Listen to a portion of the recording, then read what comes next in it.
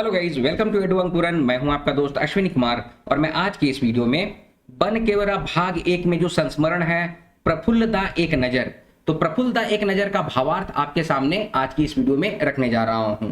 दोस्तों, बन केवरा भाग 1 में जितने भी गद्य हैं, पद्य हैं, उसके सारे डिटेल्स एमसीक्यू के साथ एडू अंकुरन चैनल में अपलोड किए जा रहे हैं।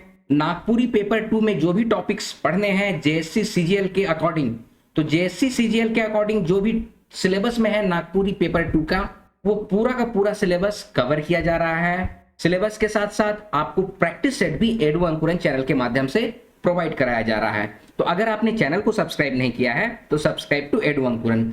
आज का वीडियो प्रफुल्लदा एक नजर का दूसरा पार्ट है। पहला पार्ट ऑलरेडी चैनल में अपलोड किया जा चुका है। आइए आज की इस वीडियो को शुरू करते हैं। बन गेले दादा ओहे सीसीएल में बड़का ऑफिसर। आगे है ई तो दादा कर एगो साधारण जिंदगी कर परिचय होलक। हमर ई पूछे से कि दादा तो साहित्य बटे का लखे सुझाले, ई बटे तोर मन का लखे लागलक। तो लेखक जो है वो बतलाते हैं ये तो इनकी साधारण जिंदगी हुई। हम ये पूछे दादाजी से, मतलब कि प्रफुल्ल दादा से हम ये पूछे कि आप साहित्य की तरफ आपका ध्यान कैसे आकर्षित हुआ, आपका मन जो है कैसे लगने लगा साहित्य को।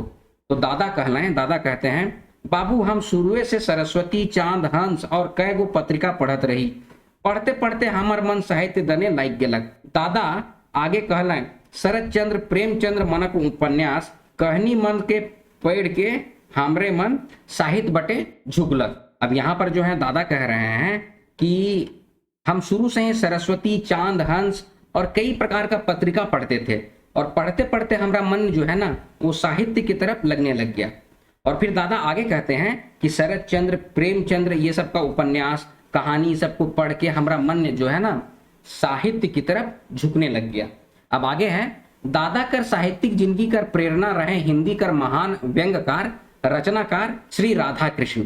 अब दादा का जो साहित्यिक जिंदगी है ना उसका प्रेरणा का जो स्रोत था, जो प्रेरणा देने वाले कौन थे, हिंदी के महान व्यंग्यकार थे, रचनाकार थे जिनका नाम था श्री राधा कृष्ण। आगे है उनकर से दादा कर भेंट घाट होत रहे, उनकरे प्रेरणा से दादा लिखे शुरू करना है। ऐसे इनकर भीतर कर कलाकार जब ई 8वां क्लास में पढ़त रहे से घरी अपन चमक दिखाए रहे। ऊ ई छोटे उम्र में जीवन समस्या नाव कर एगो रचना लिख रहे हैं जेकर मुद बाद ई रहे कि एगो छौआ जे अपन माए संगे रहत रहे एक दिन पतरा बटे खेलते खेलते गेलक और भुलाए गेलक।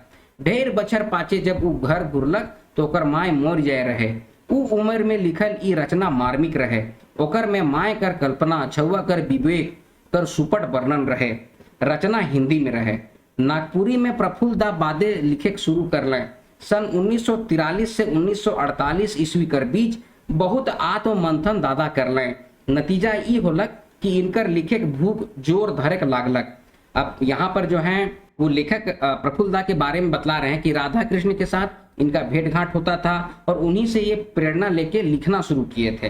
ठीक है, और ऐसे लेखक बतला रहे हैं कि ऐसे जो दादा जो है ना प्रफुल्लदा, वो 8वां क्लास में एक रचना लिखे थे जिसका नाम था जीवन समस्या। और जीवन समस्या का मुख्य बात यह था कि एक बच्चा है जो कि अपनी माँ से बिछड़ जाता है। कैसे बिछड़ जाता है, तो एक दिन पतरा बटे खेलते, देखिए पतरा का मतलब क्या होता है ना, जंगल का छोटा रूप को ही पतरा कहते हैं। ठीक है, पहले पतरा शुरू होता है उसके बाद बड़ा जंगल शुरू हो जाता है। ठीक है, तो पतरा उसी को कहते हैं, जंगल का छोटा रूप उसको पतरा कहते हैं। ठीक है, तो पतरा में गया था बच्चा खेलने और वहीं पर भुला गया। ठीक है, और जब वो घर बहुत बरस के बाद जब घर आता है वापस, घर घुरलक मतलब कि घर जब वापस आता है तो उसकी माँ की मृत्यु हो चुकी थी। ठीक है, और इस रचना में मतलब कि ये सब क्या किसकी बात हो रही है, जीवन समस्या जो रचना लिखे हैं प्रफुल्लदा उसके बारे में बात हो रही है। ठीक है, तो जीवन समस्या में बच्चे की माँ का कल्पना और छौआ का विवेक के बारे में वर्णन है। ठीक है, छौआ का विवेक मतलब कि बच्चा जो होता है ना वो कितना विवेक से अपना दिमाग और बुद्धि से काम लगाता है उसका वर्णन है। और रचना किस चीज में था, तो हिंदी में था। ठीक है, और नागपुरी में प्रफुल्लदा बाद में लिखना शुरू किए। ठीक है, 1943 से 1948 के बीच में ये काफी आत्ममंथन किए और नतीजा ये हुआ कि इनका लिखने का भूख जो है ना वो जोर पकड़ने लग गया। ठीक है, आगे है दादा कर मुताबिक अच्छा लेखक का रचना पढ़े लिखे के लिए बहुत प्रेरित करेला। हम पूछ ली अच्छा दादा ई बताओ कि आखिर तो नागपुरिया में लिखे काले शुरू कर ले। अब प्रफुल्लदा के अनुसार क्या है ना, अच्छा लेखक जो है या अच्छा रचनाकार जो है ना, वो बनने के लिए अच्छी तरीके से आपको पढ़ना पड़ेगा। लिखने के लिए पढ़ना बहुत जरूरी है। तो किस तरह की चीज को पढ़ना जरूरी है? तो अच्छे लेखक का रचना पढ़ जरूरी है। तो अच्छे लेखक का रचना पढ़ने से आपको प्रेरणा मिलती है। तो वही बात को यहाँ पर बताया जा रहा है कि दादा कर मुताबिक अच्छा लेखक का रचना पढ़े लिखे से ले बहुत प्रेरित करेगा। ठीक है, तो अच्छे लेखक का रचना अगर पढ़िएगा और लिखिएगा ना, तो वो आपको बहुत प्रेरित करता है। तो अब आगे है कि लेखक पूछते हैं प्रफुल्लदा से कि अच्छा दादा, आप ये तो बताइए कि नगपुरिये में लिखने के लिए क्यों शुरू किए? आपको मैं ये भी बता दूं, प्रफुल्ल दादा को हिंदी भी आती थी, उनको बंगाली भी आती थी, उनको नगपुरिया भी आती थी। ठीक है, तो लेखक पूछ रहे हैं कि नगपुरिये में आप शुरू क्यों किए, हिंदी या और भाषा में क्यों नहीं शुरू किए? तो दादा कर चेहरा में एगो अजब किस्म कर गर्व, आत्मसम्मान कर भाव छाई गेलक। वो कहे शुरू करना है यार, बाबा माने पंडित योगेंद्र नाथ तिवारी, कुंचू काका माने आनंद किशोर नंद तिवारी और कैठ और आदमी मनक बैठकी जमावड़ा में नागपुरी गीत मन सुन के हमके ई भाका कर सरसता सरलता तले बन टोंगरी मन में चरवाहा मने गावे बहुत प्रभावित करलक। अब यहाँ पर जो है वो प्रफुल्लदा हैं, वो लेखक को बतलाते हुए बहुत गर्व के साथ, बहुत गर्व और आत्मसम्मान के भाव के साथ कहते हैं कि यार बाबा मतलब कि पंडित योगेंद्र नाथ तिवारी, आनंद किशोर नंद तिवारी और कैठ आदमी मनक के साथ जो बैठकी होता था, तो उन लोग नागपुरिया में बैठ के गीत गाते थे। ठीक है, तो उस सबका गीत को सुन के हमको इस भाषा की सरसता मतलब कि कितना मतलब कि मधुरता है इसमें, सरसता मतलब कितनी मधुरता है इस गाता भाषा में और कितनी सरल भाषा है। ठीक है, और तो और बन टोंगरी मन में जो चरवाहा मन, जो बन मतलब कि जो जंगल में, और टोंगरी मतलब कि टंगरा जो होता है ना, हम लोग में टोंगरी छोटा चट्टान ये सब जो होता है, उसमें चरवाहा लोग क्या करता है ना कि गांव में गाय गरु को चराने के लिए छोड़ देता है और टोंगरी के ऊपर बैठ के गीत गाता है या बंसी बजाता है। तो वही बात को प्रफुल्ल दादा भी बोल रहे हैं कि बन टोंगरी में जो चरवाहा लोग जो गीत उत गाता था और जो हमारा बाबा या फिर कुंचू काका जो हैं, इस सब के साथ बैठ के जमावड़ा में बैठ के हम लोग जो बातचीत करते थे और गीत उत गाते थे, तो ये सब चीज हमको बहुत प्रभावित किया नागपुरी भाषा की ओर। ठीक है, अब आगे है कटिक रूप के भावुक स्वर में दादा कहलाए, बाबू जखन हम खुट्टी में रही से घरी एगो पनेरा ठीन रोज पान खात रही। एक दिन ओकर दुकान बंद देखली, पता लागलक उ अपन देश चल गेलक। उ हिया कर रहवैया नी रहे, उ अपन देश कर प्यार भाषा कर मोह कर चलते फिर उन्हें चल गेलक जे देश के उ मार पीट कर चलते छोड़ दे रहे। ई बात हमके बहुत प्रभावित करलक। अब दादा जो हैं वो बतलाते हैं, बहुत भावुक होके बोलते हैं रुक कर कि बाबू जब हम खुट्टी में रहते थे ना, उस समय पान खाने के लिए एक पनेरा के पास, पनवाड़ी के पास जाते थे। ठीक है, एक दिन क्या हुआ कि उसका दुकान जो है वो बंद देखे हम। ठीक है, पता लगाने पे ये पता चला कि वो जो पान का दुकान चला रहा था, जो पनेरा जो था वो अपना गांव घर वापस चला गया है। काहे चला गया है? तो अपना देश का प्यार मतलब कि अपना जहां पर भी रहता था, अपना गांव का प्यार के चलते, अपनी भाषा का मोह के चलते वो अपना गांव चला गया, वापस चला गया। और जिसको वो छोड़ के आया था एक समय, काहे कि मारपीट लोग किया था उसके साथ, इसीलिए उस जगह को छोड़ के आया था। लेकिन फिर अपना गांव का माटी, भाषा, ये सब का प्यार मोह की वजह से वो वापस अपने गांव को चला जाता है। ये बात जो है वो प्रफुल्लदा को बहुत प्रभावित करता है। फिर आगे है कि दादा बोलते बोलते तनिक रुकलाएं, सिगरेट सलगालाएं और कहे शुरू करना, जे बेरा हम पढ़त रही से बेरा नगपुरिया लड़का मन के तनी बेवकूफ बूझल जात रहे। नगपुरिया लड़का मन नागपुरी भाषा में गोइट बात नहीं करत रहे। हम सोचली हमरे जे बोलीला गावीला सेकर में का कमी है, का ले हमरे एकर में नी बोलू लिखू। ई दशा में दादा लखे निश्चय अपन बोली भाखा कर प्रेमी ई बात बोल सकत रहे, लिख सकत रहे और कर सकत रहे। ई सब बात के कर के दिखाई दिलाए दादा। आगे है कि दादा बोलते बोलते थोड़ा सा रुकते हैं, सिगरेट को सलगाते हैं और कहना शुरू करते हैं कि जिस समय हम पढ़ रहे थे ना, उस समय नागपुरिया जो लड़का लोग था ना, नागपुरी लड़का लोग, उस समय उन लोगों को बेवकूफ समझा जाता था। और नागपुरियो लड़का लोग जो होता है ना, वो नागपुरिया में बात नहीं करते थे, लाज शर्म से नागपुरिया में नहीं बतियाते थे। आप अभी भी देखिएगा, अभी मैं आप लोगों को जो वीडियो प्रोवाइड करता हूँ ना, तो मैं कई लोगों से बातचीत करता हूँ, गांव के पहान से, मंदिर के पुजारी से, गांव के मुखिया से, इन लोगों से बात करता हूँ। तो मुझे ये फील होता है कि वो लोग नागपुरी में नहीं बात करना चाहते हैं। ठीक है, प्रफुल्ल दा एक नजर जो लेख है, इसके माध्यम से जो लेखक जो है ये हम लोगों को समझा रहे हैं कि आप लोगों को अपनी भाषा में गर्व होनी चाहिए। ठीक है, तो इसी बात को यहाँ पर बतला रहे हैं कि हम लोग जो सोचीला, हम लोग जो बोलते हैं, हम लोग जो गाते हैं, उसमें क्या कमी है। ठीक है, काले हमरे एकर में नी बोलू लिखू, तो हम लोग क्यों नहीं इसमें लिखें, क्यों नहीं इसमें बोलें। तो इस बात को बहुत अच्छे तरीके से लेखक जो हैं वो प्रफुल्ल दा एक संस्मरण के माध्यम से हमारे सामने रख रहे हैं कि आप जिस भाषा में बोलते हैं, जो आपकी मातृभाषा है, उससे प्यार कीजिए, उसको इज्जत दीजिए। अब आगे है कि ई दशा में दादा लखे निश्चय अपन बोली भाखा कर प्रेमी, ई बात बोल सकत रहे, लिख सकत रहे और कर सकत रहे, ई सब बात के कैर के दिखाई दिलें दादा प्रफुल्ल दादा। अब लेखक जो हैं वो बतला रहे हैं कि ऐसा निश्चयी आदमी जो अपनी भाषा का प्रेमी है, प्रफुल्ल दा एक ऐसे व्यक्तित्व के धनी आदमी थे जो अपनी भाषा को एकदम प्रखरता के साथ सबके सामने रखे, अपनी भाषा को बोल सकते हैं, अपनी भाषा को वो लिख सकते हैं और बतला सकते हैं कि ये भाषा में कोई कमी नहीं है। और ये बात करके वो दिखा भी दिए नागपुरी साहित्य के माध्यम से। और ये सब करने वाले कौन थे? हमारे प्रिय प्रफुल्ल दादा।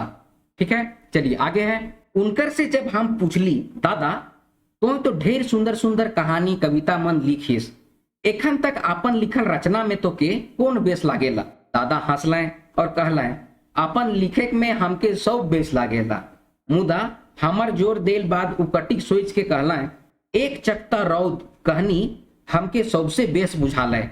ई कहानी एगो मनोवैज्ञानिक किस्म कर कहानी है के जेकर में एगो पूर्णा उमरगर आदमी दोसर ब्याह करेला।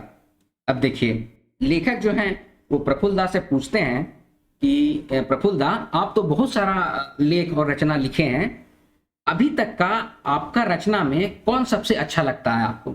ठीक है, तो दादा हंसने लग गए और बोले क्या कि अपना लिखा हुआ सारा रचना हमको अच्छा लगता है। लेकिन लेखक फिर से जोर लगाते हैं, बोलते हैं नहीं दादा ये तो बताइए ना कि कौन सा बहुत बढ़िया लगता है। ठीक है, तो दादा कहते हैं कि एक चकता रौद नाम का जो रचना है वो हमको सबसे अच्छा लगता है। ये एक मनोवैज्ञानिक रचना है जिसमें कि एक उमरगर आदमी जो है ना वो दूसरा ब्याह करता है। ठीक है, दूसरी शादी कर लेता है। आगे है, फिर पूछ ली दादा कहानी लिखे में मुग्ध बात का होवेला और एखन कर नागपुरी कहानी और इकर भविष्य तोर विचार से का है। अब लेखक जो है वो प्रफुल्ल दा से फिर पूछते हैं कि कहानी लिखने का मुख्य बात क्या होता है, मुख्य उसमें क्या विशेषता होती है और अभी नागपुरी कहानी का और इसका भविष्य आपके समझ से क्या है, इसका क्या भविष्य है। तो कटी गंभीर होए के दादा कहे लागलें कहानी लिखे में 2-3 गो बात ध्यान रखे चाहिए, देखली सुनली गुनली परखली तले लिखली, ई होले कहानी विशेष छाप नहीं छोड़े। शैली, शब्द चयन, भाव प्रकाशन, ई सब बात में बहुत ध्यान देख चाहिए। एखन हमरे में कुछ कमजोरी तो है, मुदा खास करके खूब पढ़े चाहिए, अध्ययन करे चाहिए। हम नागपुरी रचना और रचनाकार मन के प्रति बहुत आशावादी ही, इकर भविष्य उज्जवल है, एकर क्षेत्र विस्तृत है, लगभग 2 करोड़ आबादी है हमरे के शिक्षा, स्वतंत्रता और जनाबादी परंपरा में ध्यान देवे चाहिए। अब लेखक जो हैं वो प्रफुल्ल दा से पूछते हैं कि कहानी लिखने में मुख्य किन बातों को ध्यान देना चाहिए। तो प्रफुल्ल दा हैं वो एकदम गंभीर होकर थोड़ा बात बोलते हैं कि कहानी लिखने में 2-3 बातों का बहुत ध्यान रखना चाहिए, देखली सुनली गुनली परखली तले लिखली। ये करने से कहानी कोई विशेष छाप नहीं छोड़ता है। ठीक है, कहानी में शैली, शब्द का चयन, भाव प्रकाशन, ये सब बातों का बहुत ध्यान देना चाहिए। अभी जो है हमारे में कुछ कमजोरी तो है, लेकिन खास करके खूब पढ़ना चाहिए और खूब अध्ययन करना चाहिए। अब ये जो बात पूछे थे लेखक प्रफुल्ल दा से कि भविष्य क्या है नागपुरी साहित्य और भाषा का, तो उसके बारे में बतलाते हैं कि हम नागपुरी रचना और उसके रचनाकार के प्रति बहुत आशावादी हैं। इन्हें काफी आशा है कि भविष्य में आने वाले हमारी जो पीढ़ियां हैं वो नागपुरी का काफी ख्याल रखेंगे, बहुत आशावादी हैं वो। इसका भविष्य उज्जवल है, इसका क्षेत्र बहुत विस्तृत है, लगभग 2 करोड़ की आबादी है नागपुरी भाषा बोलने वालों की। देखिए यहाँ पर तो 2 करोड़ लिखा हुआ है, लेकिन 2011 के जनगणना के अनुसार लगभग 5 करोड़ आबादी है। ठीक है, नागपुरी भाषियों की देश भर में लगभग 5 करोड़ आबादी है। ये एक आप लोगों को इंपॉर्टेंट फैक्ट में डाल दिया। ठीक है, इसका क्षेत्र काफी विशेष है, मतलब बहुत विस्तृत क्षेत्र है। और हमारी शिक्षा, स्वतंत्रता और जन आबादी परंपरा को ध्यान में देते हुए हम लोगों को आगे बढ़ना चाहिए। ये बात प्रफुल्लदा लेखक को बतलाते हैं। चलिए आगे है। दादा सही मायने में कर्मयोगी हैं, कर्म पर इनके बहुत आस्था है। दादा कर जीवन दर्शन है, जतना रुचलक और पचलक खाली। काम बेरा राढ़ लखे काम कर ली, सुतल बेरा मुर्दा लखे सुतली, और रीझ बेरा बौराल लखे रिझली। जागली तो एड़ी से चुंदी तक। दादा के भगवान कर प्रति विश्वास है, पूजा करे इनकर रोज कर नियम है। कि दादा जो थे वो सही में कर्मयोगी थे और कर्म पर इनका बहुत आस्था था। और दादा का जीवन दर्शन क्या था कि जितना रुचता है उतना ही खाइए, जितना पचा सकते हैं उतना ही खाइए। काम के समय जम के काम कीजिए, राढ़ की तरह, राढ़ मतलब कि एकदम जम के काम करना, राढ़ की तरह काम करना। और सूतने के समय एकदम मुर्दा की तरह सो जाइए, किसी तरह की चिंता नहीं होनी। सो गए, बिस्तर में गए मतलब एकदम मुर्दा की तरह, लाश की तरह सो गए। ठीक है, और रीझ के बेरा मतलब खुशी के समय, आनंद के समय चम के एकदम बौरा गए, खुशी से पागल हो जाइए, इस तरह से खुशी मनाइए। और जागली, जागे तो एड़ी से चुंदी तक जागे हुए हैं। ठीक है, एड़ी से लेके चुंदी तक, चुंदी हम लोग रखते हैं ना, तो एड़ी से लेके चुंदी तक हम लोग जागे हुए, इस तरह से रहना चाहिए। दादा का भगवान के प्रति बहुत विश्वास है और पूजा करना इनका रोज का नियम था। ठीक है, आगे है। दादा का संदेश है, हमरे लिए की मेहनत करे चाहिए, अहंकार से बाँच के रहे चाहिए, लगन से कोनो काम के करे चाहिए, और कर्तव्य कर दने सचेत रहे चाहिए। दादा कर खास आदत है किताब पढ़े, और नागपुरी कर विकास ले दिन रात काम करे। भगवान से हमार यह अर्ज है कि दादा कर आशीर्वाद हमरे के हमेशा मिलते रहो। अब यहाँ पर जो है लेखक कह रहे हैं कि दादा का संदेश हम लोगों के लिए है कि हम लोग को मेहनत करना चाहिए और अहंकार से बच के रहना चाहिए। किसी भी काम को अगर अपने हाथ में ले तो लगन के साथ काम करना चाहिए, और अपना कर्तव्य जो है उसके प्रति हम लोग को सचेत रहना चाहिए। दादा का एक खास आदत था किताब पढ़ने का। ठीक है, और नागपुरी का विकास के लिए इन्होंने दिन रात काम किया। भगवान से हम लोगों का प्रार्थना है, अर्जी देते हैं हम लोग भगवान को, प्रार्थना करते हैं कि दादा का आशीर्वाद हम लोगों को हमेशा मिलते रहे। यही बात बोल के उमेश नंदन तिवारी जो हैं प्रफुल्लदा एक नज़र नामक संस्मरण को खत्म करते हैं। तो ये है कहानी का भावार्थ। आई होप भावार्थ को आप बहुत अच्छी तरीके से समझ चुके होंगे। यह है वीडियो का अंत। वीडियो अगर आपको पसंद आया तो वीडियो को लाइक कीजिए, शेयर कीजिए, अपने सजेशन जरूर से कमेंट बॉक्स में कमेंट कीजिए, और इसी तरह के वीडियोस पाने के लिए एडू अंकुर चैनल को सब्सक्राइब कीजिए। मिलते हैं अगले वीडियो में, तब तक आप लोग अपना ख्याल रखिए। जय हिंद।